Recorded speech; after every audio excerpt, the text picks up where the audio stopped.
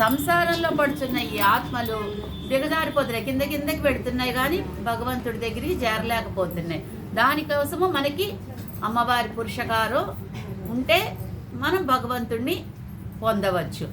ఆ ఉపాయం భగవంతుడైనా కూడా పురుషకారం మాత్రం అమ్మవారిది ఉండాల్సిందే.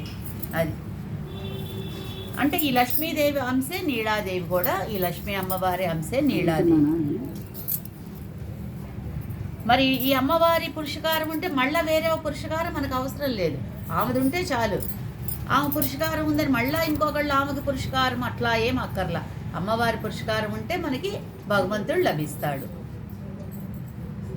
సరే,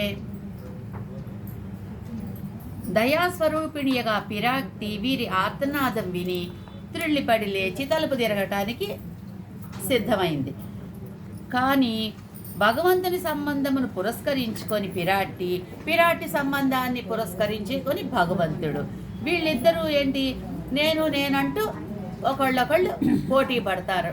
నేను తీయాలి, ఆమె తీయాలని, ఈమె ఆయన తీయాలని అట్లా పోటీ పడుతూ ఉంటారు. సరే, వంతులు ఆడుకుంటూ ఉంటారు. ఇది మన భాగ్యం. మరి చేతలను రక్షించడానికి వీళ్ళిద్దరు అట్లా పోటీ పడుతున్నారంటే అది మన భాగ్యమే కదా. భగవంతుడు నేను నీవాడా అని అంటే ఒక్కసారి అంటే మనకి అభయం ఇచ్చినట్లే. అంటే సకృదేవ ప్రపన్నాయ తెలుసు కదా, రాముల వారిది. అది అదే ఒక వ్రతంగా భావించాడు రాముల వారు. ఒక్కసారి శరణాగతి చేస్తే ఇంకా వాళ్ళని వదిలిపెట్టను అని చెప్పి ఆ రక్షణలో ఏమాత్రం కొంచెము ఏమరపాటు కలిగినా కూడా భగవంతుడు తన వ్రతానికి భంగం కలుగుద్దని తహతహలాడిపోతూ ఉంటాడంట. అలా ఏదన్నా కొంచెం తేడా వస్తే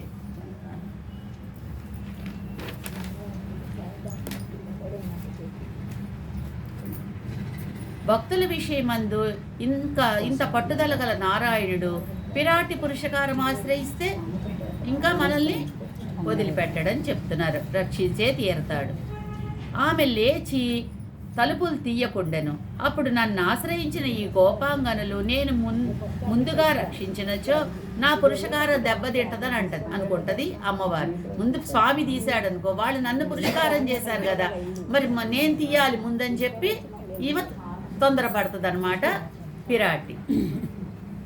ఈ విధంగా మన తల్లిదండ్రులు మనల్ని రక్షించడంలో ఎంత పోటీ పడుతున్నారో మనం గ్రహించాలి. మరి కుత్తు వెళక్కెరియా గుత్తి దీపాలు వెలుగుచుండగా 5 దీపాలు గుత్తిగా వెలుగుతూ ఉంటాయి. లేపుచున్న వారికి కొంచెం ఈర్ష్యను కలిగించిందంట. లోపల గుత్తి దీపాలు అన్నీ చూసి బయట ఉన్న గోపాంగనలకి ఈర్ష్య కలిగిందంట. వాళ్ళు అంటున్నారు, అమ్మ నీకు మలే భగవద్ అనుభవమున ఒకరి అనుమతి పడి అని అవసరం లేదు. ఇప్పుడు నీకు భగవద్ అనుభవానికి ఎవరిని అడగక్కర్ల, నీకు భగవద్ అనుభవం జరుగుతూనే ఉంది. మాలాగా ఇంకొకళ్ళ అనుమతి నీకు అవసరం లేదు. తెల్లవారిందని భయపడాల్సిన అవసరమూ లేదు నీకు. మళ్ళీ చీకటి కొరకు వెతుక్కోవాల్సిన అవసరమూ లేదు, నీకు ఏ అవసరమూ లేదు అని చెప్పి అంటున్నారు. దానికోసమని పగటి వేళ అట్టి అనుభవానికి తలుపులు మూసి దీపాలు ఆర్పివేసి రాత్రిలాగా చేయాల్సిన అవసరమేమీ లేదు కదమ్మా అని చెప్తున్నారు ఈ బయట ఉన్న గోపికలు. ఇప్పుడే ఒకటి ఎంబార్ల యొక్క వైరాగ్యాన్ని గ్రహించాలి. దీంట్లో ఎంబార్లకి వివాహం అయిన తర్వాత ఆయన భార్యని దూరంగా ఉంచేస్తారనమాట. అది పాపం తల్లిదండ్రులకి బాధ కలిగిస్తుంది, ఎంబార్ల వాళ్ళ తల్లిదండ్రులకి. అప్పుడు రామానుజుల వారిని వాడు చెప్తారు, ఇలా చేస్తున్నారు అని చెప్పి చెప్తాడు. అప్పుడు రామానుజుల వారు వారికి చెప్తారు, నువ్వు ఇలా చేయటం తప్పు, నీ భార్యను వేలుకోవాలి అని చెప్పి ఆ రాత్రి అది మామూలుగా చెప్తారు, రాత్రి భార్య దగ్గరికి వెళ్ళమని చెప్పి అలా చెప్తారు. సరే అని చెప్పి ఈ ఎంబార్లు సమ్మతిస్తారు, సరే అంటారు. సరే రాత్రి వేళ ఎంబార్లు ఏంటి భగవంతుని అనుభవంతో ఉంటారు కదా వాళ్ళు. భార్య లోపలికి వస్తుంది, పక్కగా నుంచుంటుంది. ఈయన అనుభవంలో ఈమెను గమనించరు అనమాట అసలు. సరే అప్పుడు ఆ వైపు చూడడు. తెల్లవారింది విషయం తెలుసుకుంటారు. ఏం జరిగిందంటే ఇట్లా బయట నుంచోనుంది, ఈయన ఆయన అనుభవంలో ఉన్నారు కానీ ఈమెను పట్టించుకోలేదని చెప్తారు. అదే రామానుజుల వారికి చెప్తారు, తల్లిదండ్రులు ఇలా జరిగిందండి అని చెప్తారు.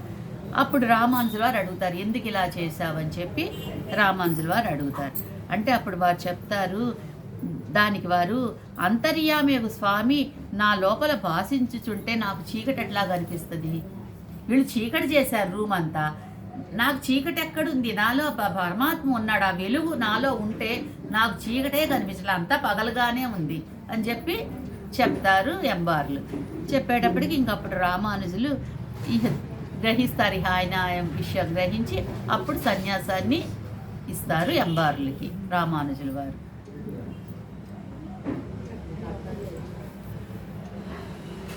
సరే, పిరాట్టి రాత్రి దీపపు కాంతిలో పగలుగా చేస్తుంది, పగలుగా చేస్తుంది, దీపాలన్నీ వెలిగించి పగలు చేస్తుంది.